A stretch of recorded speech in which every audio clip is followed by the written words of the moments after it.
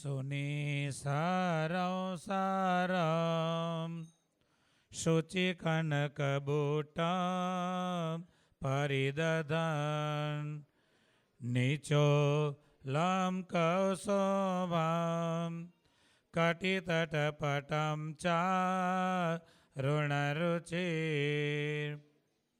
બહૂન હારાન હૈમાન વરવલયકેયુર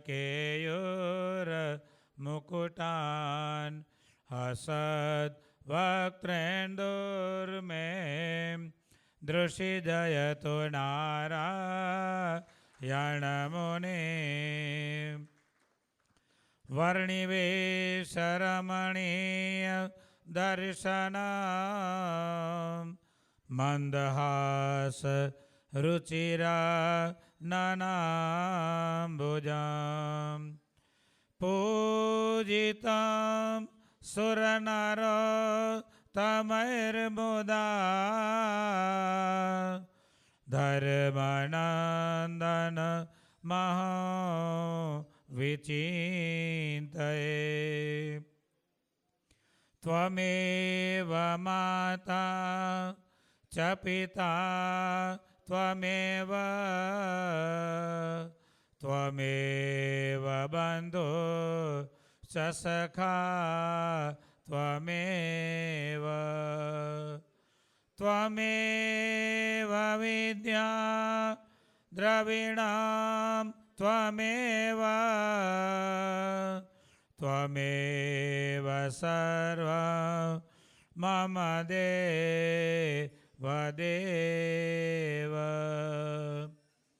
દિવ્ય જીવનની જ્યોત જગાવો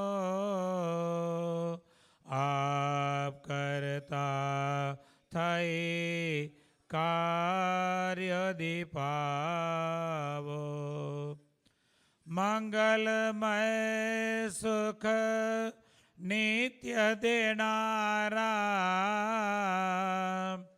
જય ઘનશ્યામ જય જય કરનારા જય ઘનશ્યામ જય જય કરનારા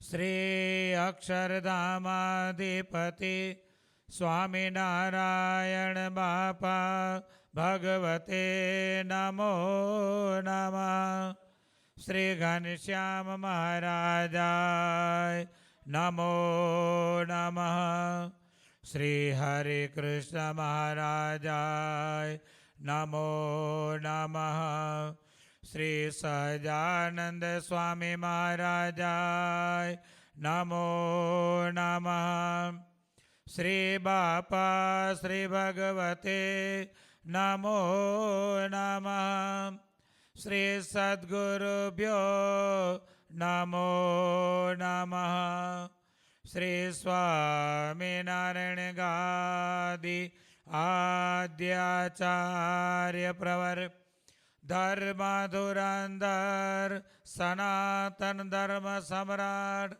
પરમ કલ્યાણકારી જીવન પ્રાણ સ્વામી બાપા ભગવતે નમો નમઃ સ્વામિનારાયણ હરે અથ વચનામૃતમ લોયા પ્રકરણમ વચનામૃત 15મો ભાગ બીજો પ્રશ્ન ચોથો સ્વામિનારાયણ હરે ત્યારે નિત્યાનંદ સ્વામીએ પ્રશ્ન પૂછ્યો જે હે મહારાજ તમે જીવને તો નિરાકાર કહ્યો ત્યારે તે જીવને વિશે ભગવાન રહ્યા છે તે પણ અલિંગપણે રહ્યા છે કે મૂર્તિમાન રહ્યા છે જીવનું સ્વરૂપ નિરાકાર છે કોઈને નજરે આવતું નથી કોઈથી પકડાતું નથી ગમે એટલા પ્રયત્ન કરો, જીવને કોઈ પણ પકડી શકતો નથી અને જીવનો કોઈ આકાર નથી. જીવનો કોઈ આકાર નથી. એટલે નિત્યાનંદ સ્વામી મહારાજને પૂછે છે કે મહારાજ, દરેકની અંદર જીવ તો નિરાકાર છે, બધામાં જીવ રહ્યો છે, નિરાકાર છે. તો એ જીવમાં ભગવાન રહ્યા છે, એ નિરાકાર રહ્યા છે કે સાકાર રહ્યા છે? પ્રશ્ન તત્વજ્ઞાનનો છે.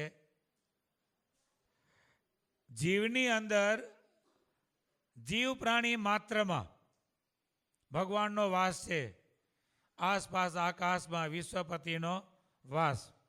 તો પછી ભગવાન દરેકમાં જે જીવમાં રહ્યા છે એ નિરાકાર રહ્યા છે કે સાકારપણે રહ્યા છે?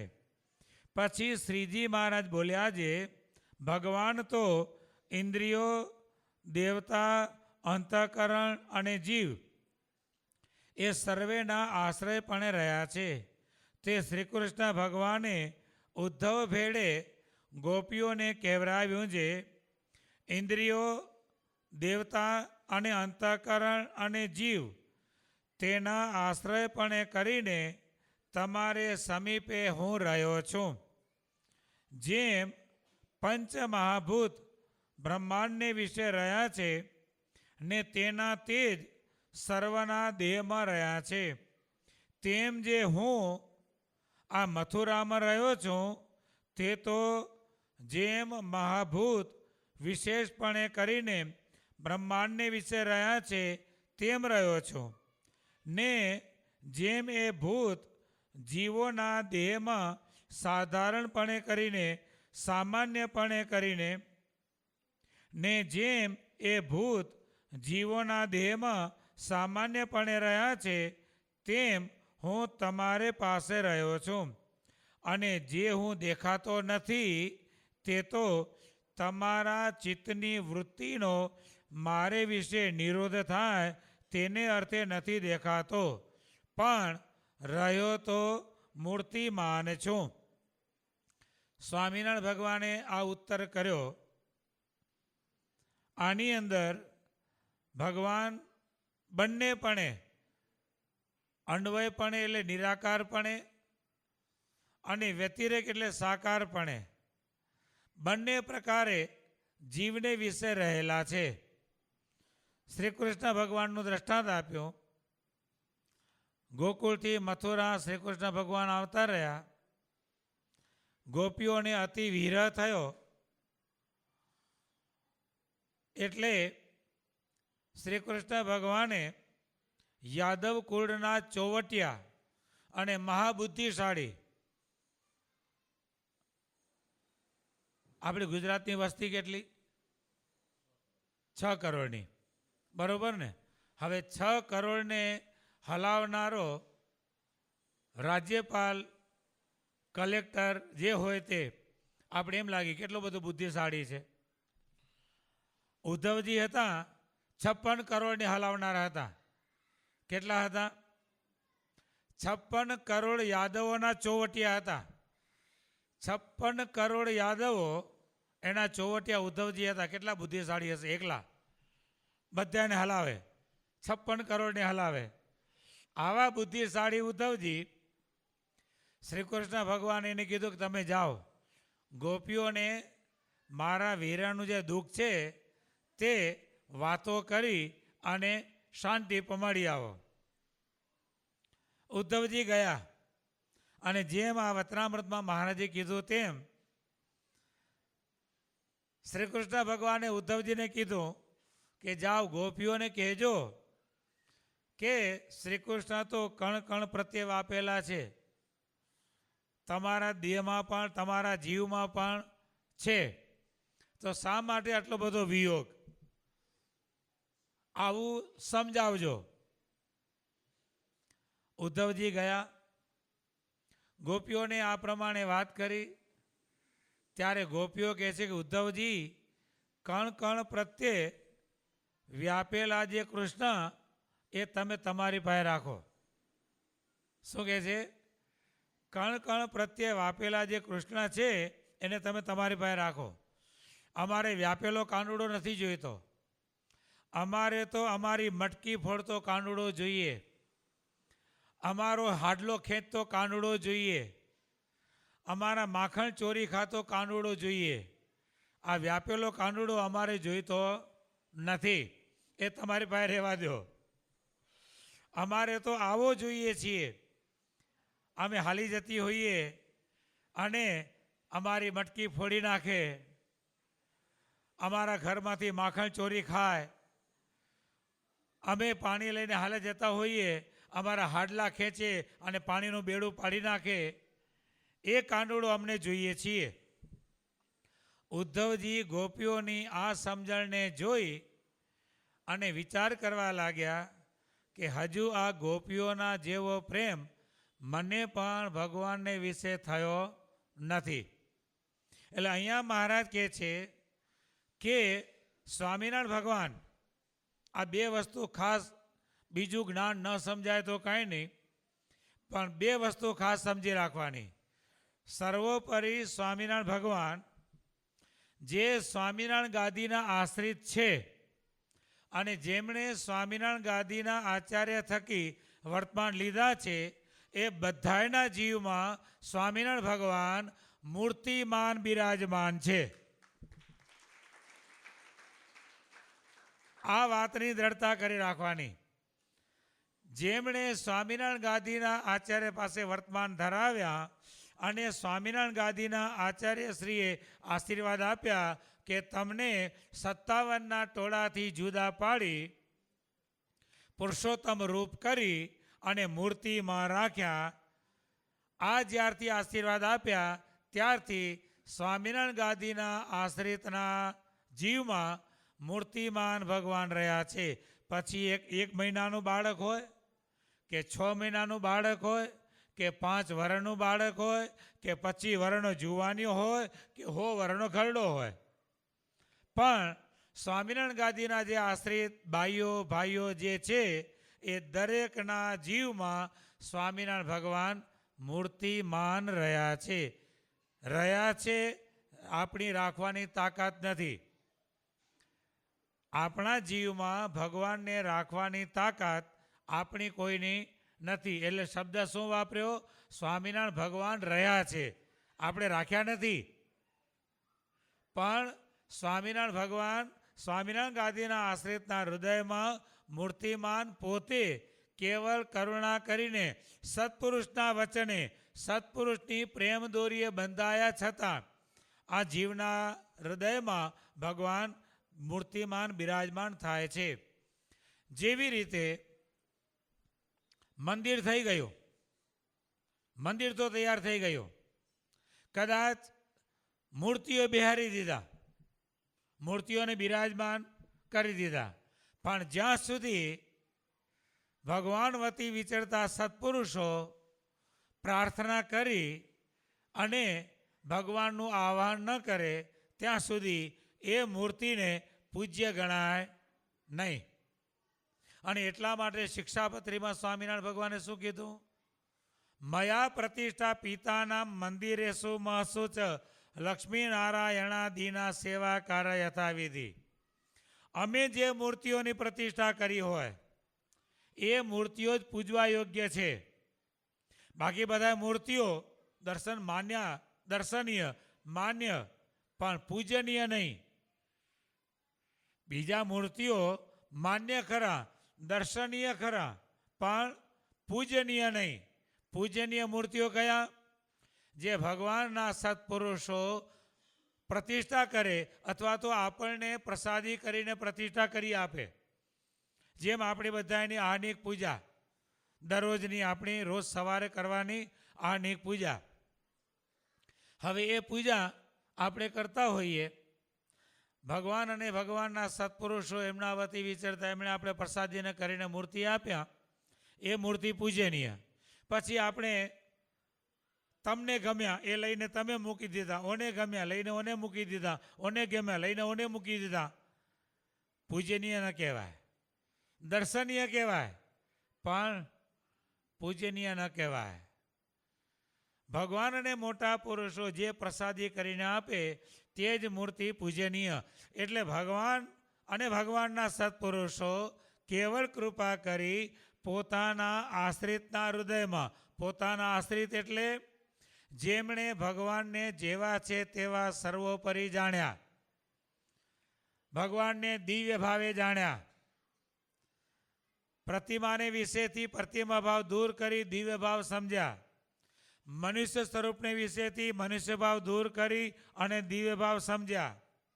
આવા જે ભગવાનના ભક્ત તેને વિશે ભગવાન મૂર્તિમાન રહ્યા છે.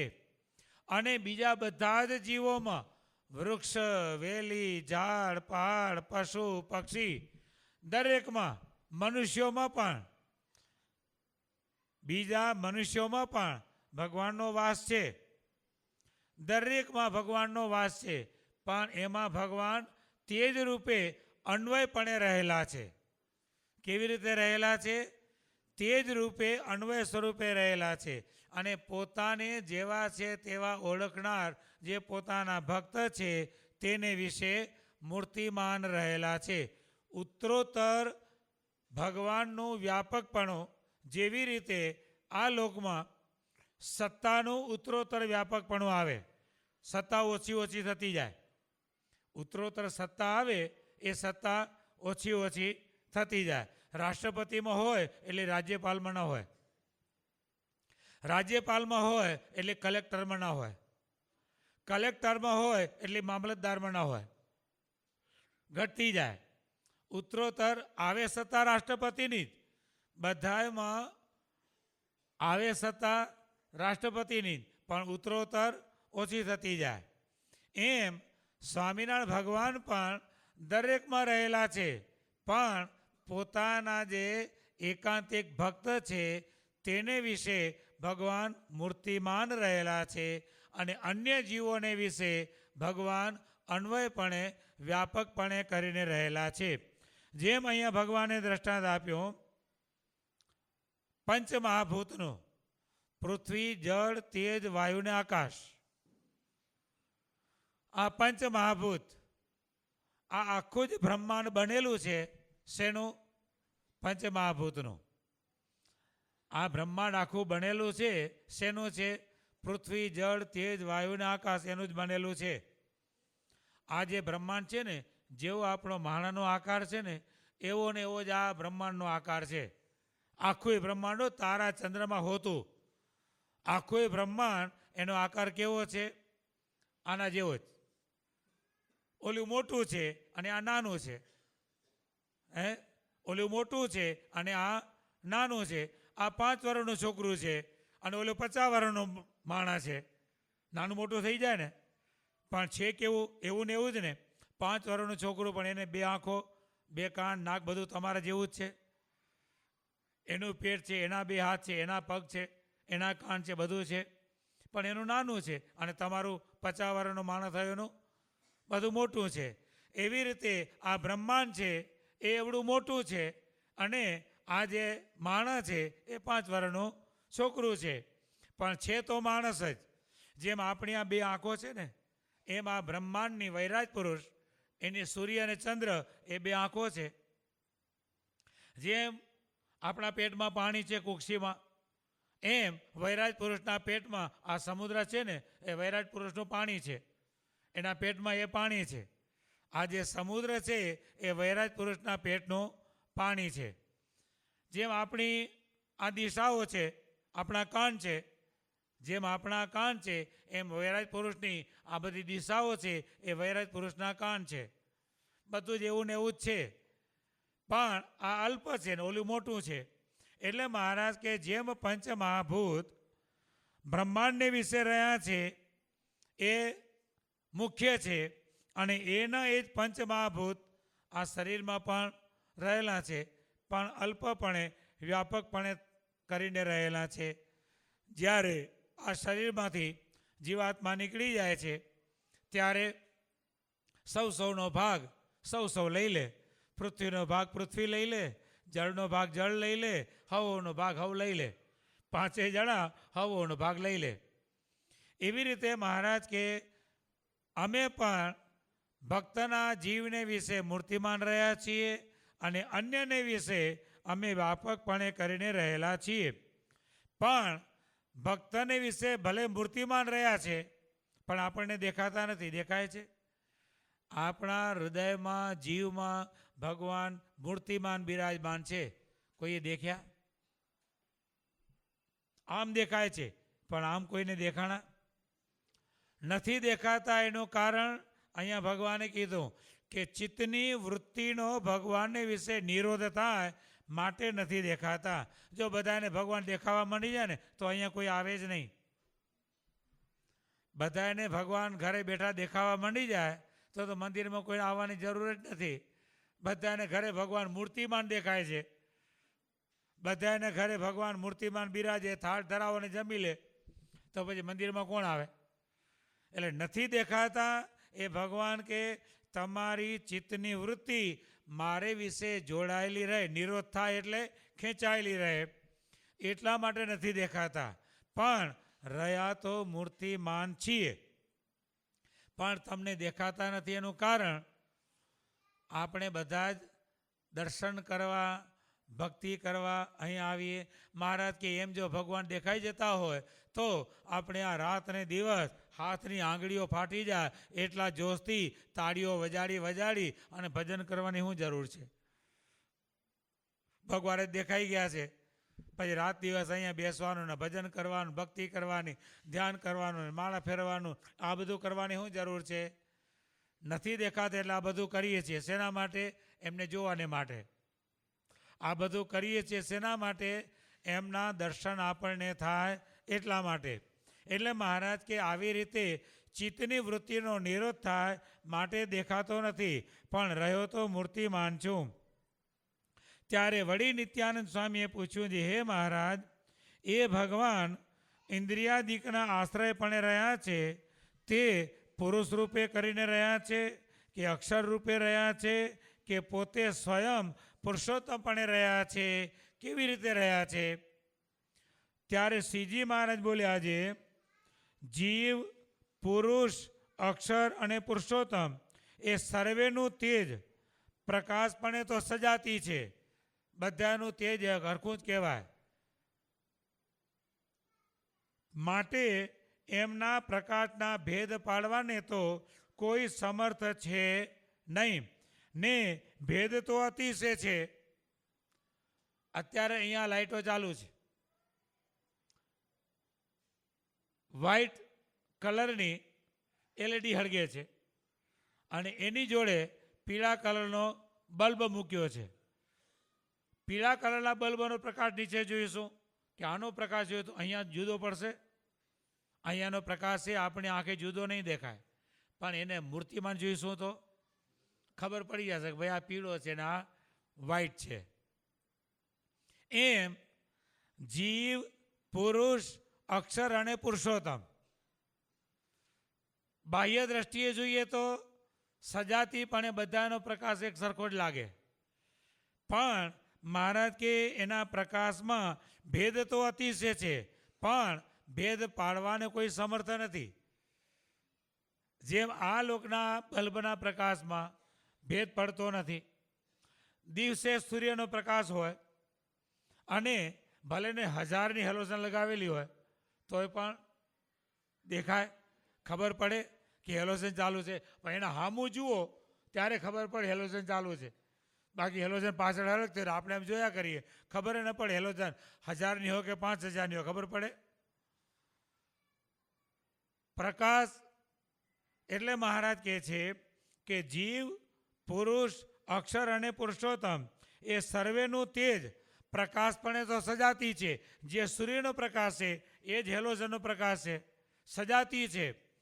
માટે એમના પ્રકાશમાં ભેદ પાડવાને તો કોઈ સમર્થ નથી ને ભેદ તો અતિશય છે. ભેદ પાડવા કોઈ સમર્થ નથી પણ ભેદ તો ઘણો બધો છે પણ તે ભેદને દેખવાને કોઈ સમર્થ નથી. અને જેને આ ભગવાન, કયા ભગવાન?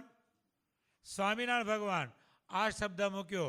પોતાની છાતી ઉપર ભગવાન હાથ મૂકીને કહે છે કે જેને આ ભગવાન કૃપા કરે છે, તેણે કરીને તે પ્રકાશમય એવો દિવ્ય દેહ બંધાય છે. જેના ઉપર ભગવાનની કૃપા થાય, કોઈ એમ કે હું પુરુષોત્તમ રૂપ છું, ના, મને સ્વામિનારાયણ ભગવાને કેવળ કરુણા કરી પુરુષોત્તમ રૂપ કર્યો છે. શું છે? કર્યો છે. હું છું નહીં, હું થઈ શકતો નથી, જીવની તાકાત નથી.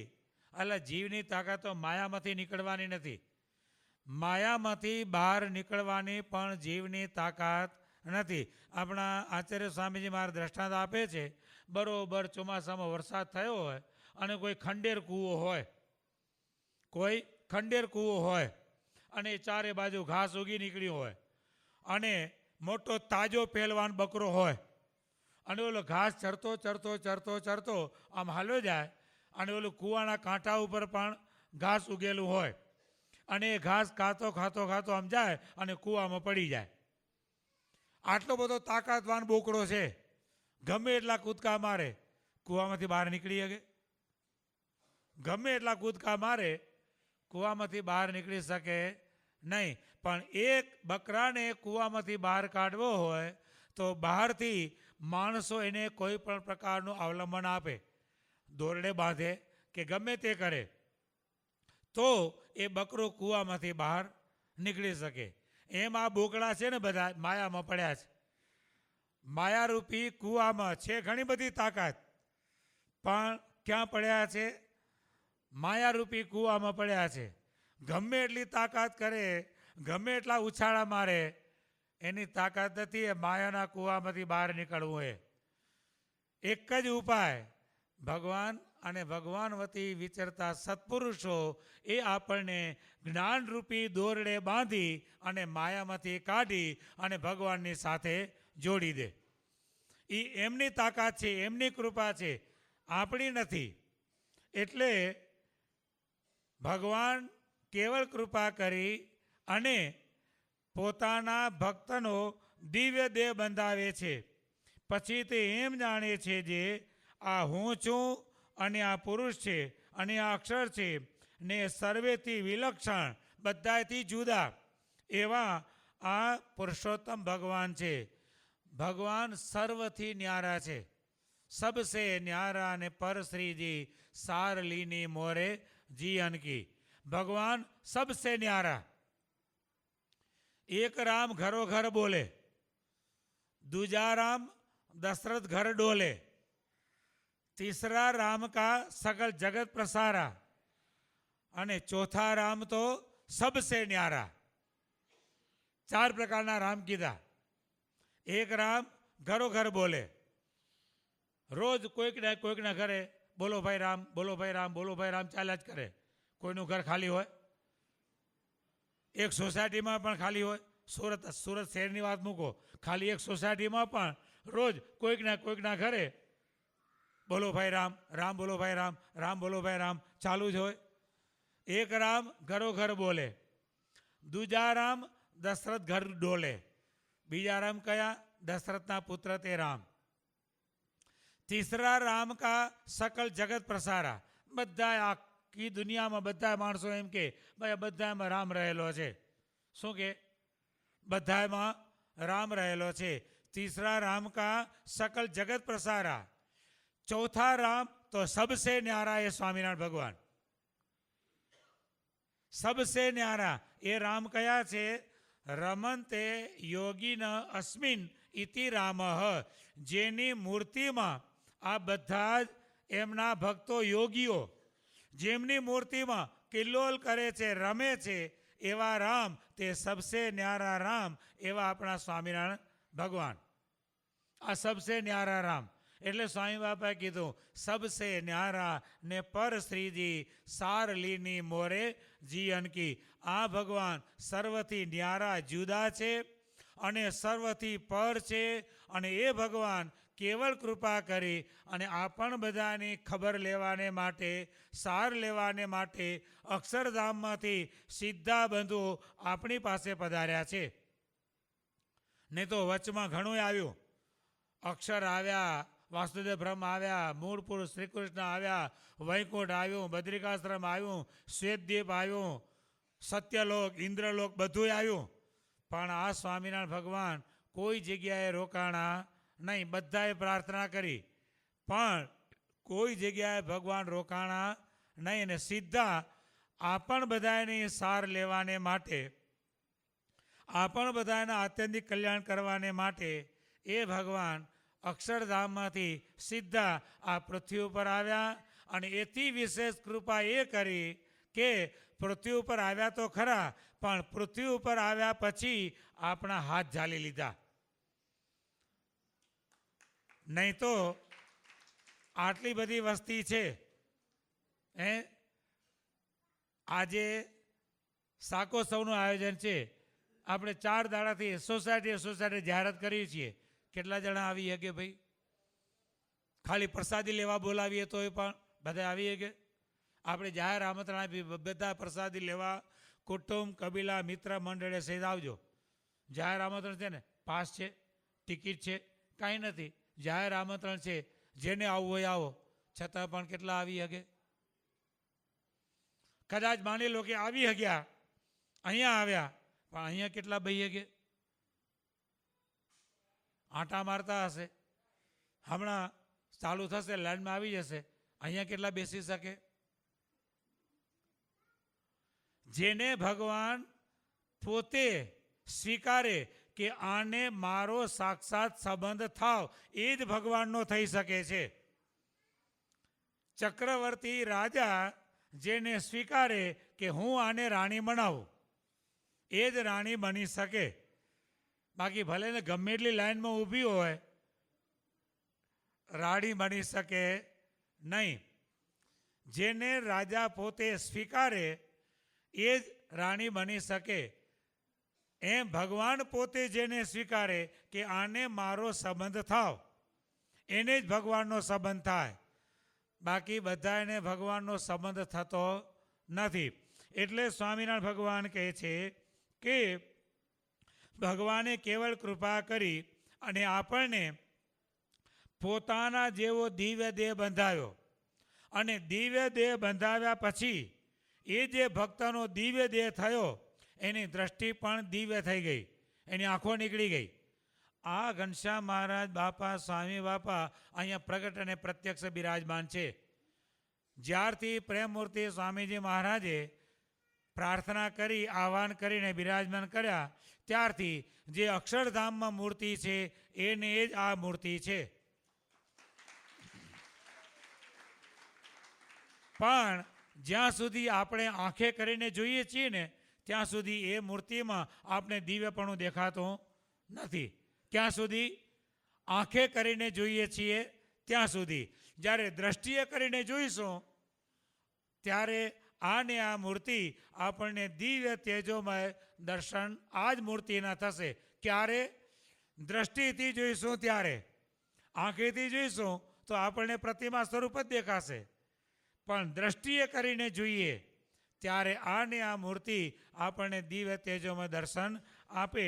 એટલા માટે સ્વામિનારાયણ ભગવાન કહે છે કે એ ભગવાન પોતે પ્રકાશમાં એવો દિવ્ય દેહ બંધાવે છે. પછી તે એમ જાણે છે જે આ હું છું અને આ પુરુષ છે, ને આ અક્ષર છે, ને સર્વેથી વિલક્ષણ એવા આ પુરુષોત્તમ ભગવાન છે. એવી રીતે એ સર્વેને પૃથકપણે દેખે છે ને એમના પ્રકાશને પણ વિલક્ષણપણે દેખે છે. પણ બીજા તો કોઈ પણ પૃથક એટલે કે જુદા જુદા દેખવાને અર્થે સમર્થ થાય નહીં. માટે ભગવાન સૂજે એ રૂપે કરીને રહ્યા છે, પણ પોતે જ રહ્યા છે એમ ભગવાન કે જાણવું. આ રીતે ભગવાન પોતાના ભક્તને વિશે મૂર્તિમાન રહ્યા છે અને અન્ય જીવોને વિશે અન્વયપણે તે જ રૂપે વ્યાપકપણે કરીને રહેલા છે. એવા ભગવાન જે આપણને વિશે, પોતાના ભક્તને વિશે મૂર્તિમાન રહ્યા છે, એ ભગવાનને રાજી કરવાને માટે આજે બંધુઓ અહીંયા સ્વામિનારાયણ સંપ્રદાયનો એક આગવો ઉત્સવ, પ્રાઇવેટ સ્વામિનારાયણ સંપ્રદાયનો ઉત્સવ, એવો શાકોત્સવ તેનું બધું આજે આયોજન કરવામાં આવ્યું. સુંદર બધા જ સંતો ભક્તોએ ભેળા મળી અને દરેક રીતે આ ઉત્સવમાં સાથ સહકાર આપ્યો. આજના આ શાકોત્સવના મુખ્ય યજમાન તરીકે જે પરમ દિવસે સુરત બાર એસોસિએશન એની ચૂંટણી થઈ અને એમાં આપણું સ્વામિનારાયણ ગાદીનું ગૌરવ આપણા સ્વામી બાપાના બાળક ભાઈ શ્રી પટેલ બ્રિજેશભાઈ પોપટભાઈ એ બાર એસોસિએશનના સુરતના પ્રમુખ તરીકે બાપાની કૃપાથી ચૂંટાઈ આવ્યા. અને આજના આ શાકોત્સવના યજમાન પણ એ જ પરિવાર પટેલ બ્રિજેશભાઈ પોપટભાઈ બેચરભાઈ પરિવાર એ આજના શાકોત્સવના મુખ્ય યજમાન તરીકે છે. બીજા ભક્તોએ બધાએ સેવા કરી છે, દરેકની સેવા છે, પણ એક સામાન્ય કહીએ તો વિશેષપણે બપોરના 1 વાગ્યાથી માંડી અને અત્યારના 5 વાગ્યા સુધી સતત ચૂલા ઉપર બેસી રહેવું, ગરમી ખાવી, એ સેવા મોટામાં મોટી જે સ્વામિનારાયણ ગાદીના આશ્રિત બધા જ બહેનોએ કરી છે. ભગવાનને પ્રાર્થના કરીએ એ બહેનો ઉપર ખૂબ ખૂબ રાજી થાય અને બહેનોની સેવાને આપણે તાળીઓથી વધાવી લઈએ.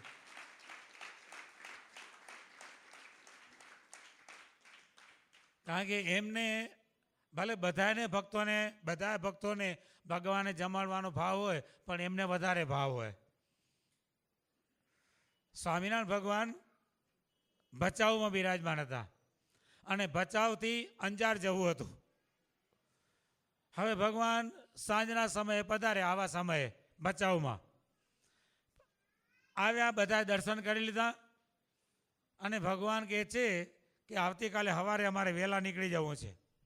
અમારે સવારે 3-4 વાગે અંજાર પહોંચવા માટે નીકળી જવું છે.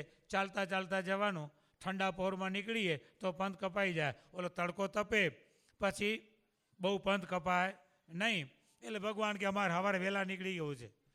અંજારના ચાગબાઈ અંજારના આ ભચાઉના ચાગબાઈ અને બીજા બધા જ બહેનો ભગવાન વિશે પ્રેમવાળા, એટલે તરત જ ભગવાને કે ના મહારાજ એમ નહીં જવાય, રસોઈ જમ્યા વિના જવાશે નહીં. મહારાજ કહે છે કે ના, તમે રસોઈ કરવા રહ્યો અને અમારે મોડું થાય ને અમારે તો સવારે વહેલા નીકળી જવું છે. બધા જ બહેનો જાણ્યું કે જેવી ભગવાનની મરજી, ભગવાનની મરજી પ્રમાણે વર્તવામાં જ મજા છે. શું? ભગવાનની મરજી પ્રમાણે વર્તવામાં મજા છે. બહેનોએ જાણ્યું ભગવાનની જેવી મરજી, ભગવાને વહેલા નીકળવું છે તો ભલે વહેલા નીકળે. ભગવાનને આપણે જે વહેલા નીકળવું છે એ ભગવાનની મરજી પણ આપણે સાચવશું અને આપણે ભગવાનને થાળ પણ જમાડીશું, બે કરીશું.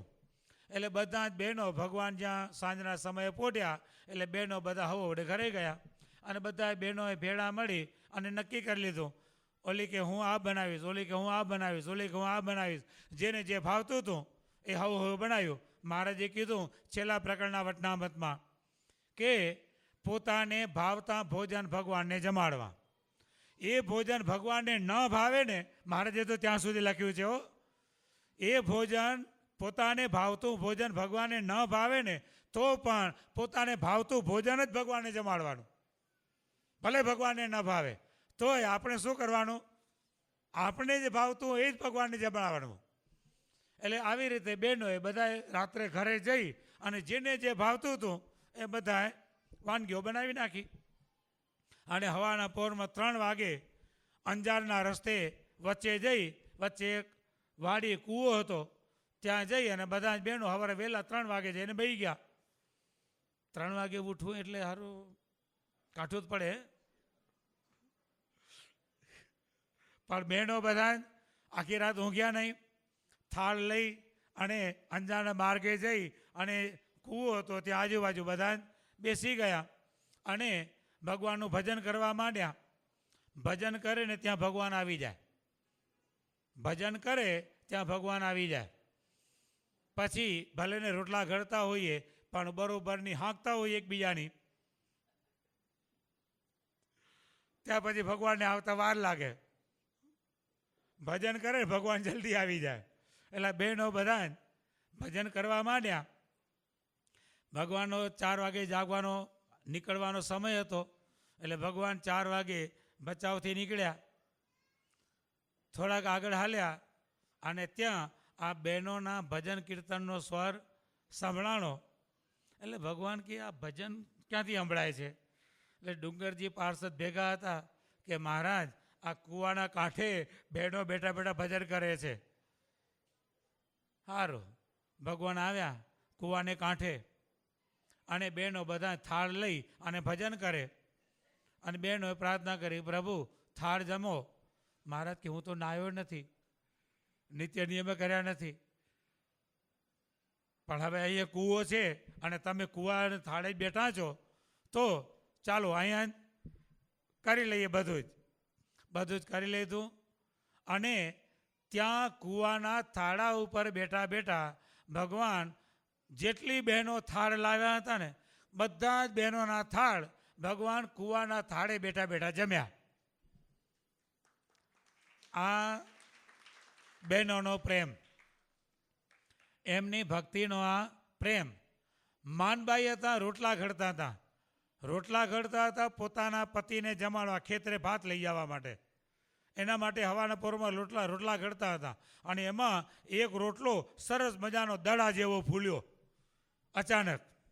એટલે માનબાઈને એમ થયું કે આ રોટલો તો મારા ઈષ્ટદેવ જમે એવો થયો. પણ અત્યારે તો ભગવાન ક્યાં કયા ભક્તોના લાડકોર પૂરા કરવા વિચરતા હશે, ક્યાં વિચરતા હશે ને કેવી રીતે આવે ને. પણ રોટલો સરસ ભગવાન જમે એવો થયો છે. આટલો સંકલ્પ થયો એને. પછી રોટલાની થોકડી કરી, ભાતું બાંધી, શાક અને છાશ ને બધું ટોપલો ભરી અને વાડીએ પોતાના પતિને જમાડવાના ભાત લઈને રવાના થયા. રસ્તામાં સ્વામિનારાયણ ભગવાન બાવાજીને વેશે મળ્યા. માનભાઈ ઓળખી ગયા નહીં.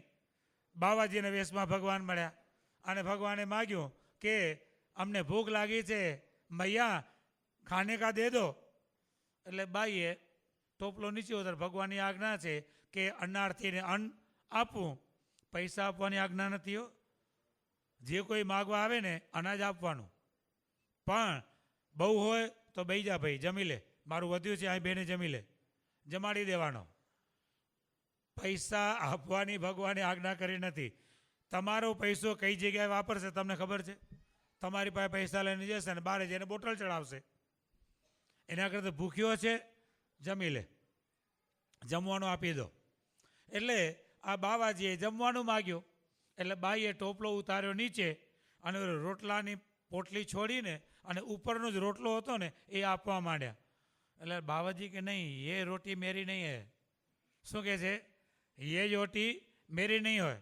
બાઈએ બીજો નીચેનો આપ્યો હતો કે એ રોટી મેરી નહીં હોય. ત્રીજો આપ્યો હતો કે નહીં, એ રોટી મેરી નહીં હોય.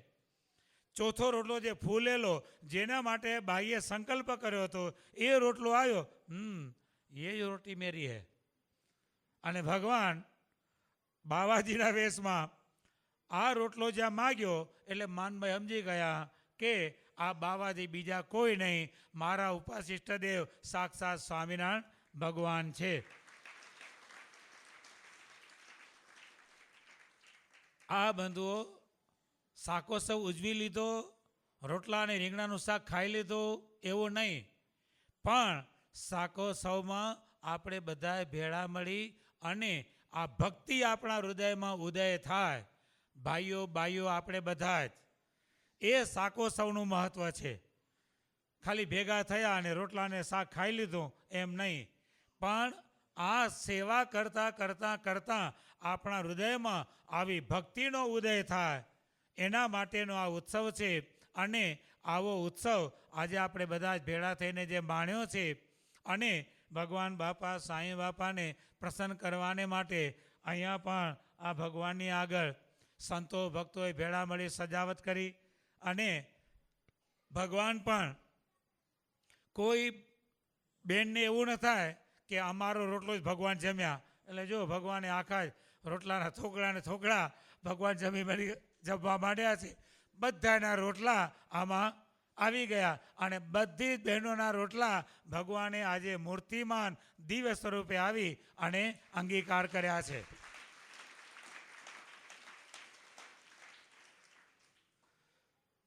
તો આજના આ ઉત્સવ પ્રસંગે સ્વામિનારાયણ બાપા સ્વામી બાપાને આપણે સૌ પ્રાર્થના કરીએ કે અમારા હૃદયમાં વધુને વધુ આવી ભક્તિ જાગે. અમે જે કંઈ ક્રિયા કરીએ તેમાં આપણું સ્મરણ કરવાની અમારી ટેવ પડે. આ ટેવ પાડવાની છે. શું આ ટેવ પાડવાની છે? અને જો દરેક ક્રિયામાં ભગવાનનું સ્મરણ કરવાની ટેવ પડી જશે ને તો ભગવાનને પણ આપણી પાસે આવવાની ટેવ પડી જશે. જો આપણી ટેવ નહીં હોય તો ભગવાનને પણ ટેવ નથી, અને જો આપણી ટેવ છે તો ભગવાનની પણ ટેવ છે. મામૈયો પડઘર અડધી રાત્રે ઘરમાં પડ્યો ખાટલામાં ઊતો પડખું ફેરવ્યું અને હે સ્વામિનારાયણ બાપા એમ બોલ્યો. દરેક માણસ પડખું ફેરવે, જાગી તો જવાનો જ છે. પડખું ફેર્યું અને મામૈયા પડઘર હે સ્વામિનારાયણ બાપા આટલું બોલ્યા. ત્યાં ભગવાને હાકળ ખકડાઈ, હા બાપા. અને ભગવાને મામૈયા પડઘરે દરવાજો ખોલ્યો, સાક્ષાત સ્વામિનારાયણ ભગવાનના દર્શન થયા. એટલે મામૈયો પડઘર મહારાજ અત્યારે તો ભગવાન કે તે મને બોલાવ્યો ને, તે બોલાવ્યો એટલે આવ્યો. ત્યારે મામૈયો કે મહારાજ મને તો આવી ટેવ પડી ગઈ છે. ખાતા પીતા ઉઠતા બેસતા રસોઈ કરતા રોટલા ઘડતા હે સ્વામિનારાયણ બાપા, હે સ્વામિનારાયણ બાપા, હે સ્વામિનારાયણ બાપા આવું બોલવાની મને ટેવ પડી ગઈ છે. ત્યારે ભગવાન કે જે ભક્તને આવી ટેવ છે ને તો જ્યારે એ હે સ્વામિનારાયણ બાપા બોલે ત્યારે દર્શન દેવાની પણ અમારી ટેવ પડી ગઈ છે.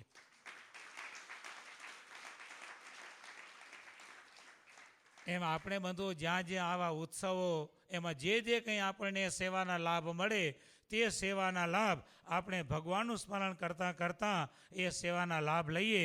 એવી ભક્તિ આપણા હૃદયમાં ભગવાન જગાવે એવી આજના પ્રસંગે સ્વામિનારાયણ બાપા સ્વામી બાપાને પ્રાર્થના કરીશું. આજના પ્રસંગે ઘણા બધા ભક્તોએ કોઈએ ધને કરીને સેવાના લાભ લીધા છે, કોઈએ દેહ કરીને સેવાના લાભ લીધા છે. પ્રથમ સંતો આરતી ઉતારશે, ત્યારબાદ આજના જે મુખ્ય યજમાન છે એ પરિવાર પોપટભાઈનો પરિવાર આરતી કરશે અને ત્યારબાદ જે ભક્તોએ જે સેવાના લાભ લીધા છે આપણે બધા જ આરતીનો લાભ લઈશું અને પછી આપણે સંધ્યા આરતીના નિયમો કરીશું. અને સંધ્યા આરતીના નિયમો પૂર્ણ થાય એટલે આપણે બધા જ સાથે મળી અને ભગવાનનું સ્મરણ કરતાં હું આગળ જાઉં હું પાછળ જાઉં એમ નહીં, સ્વામિનારાયણ બાપાનું સ્મરણ કરતાં આપણે બધા જ ભગવાનનો પ્રસાદ લઈશું. બોલો અક્ષરધામના અધિપતિ સ્વામિનારાયણ બાપાની જય.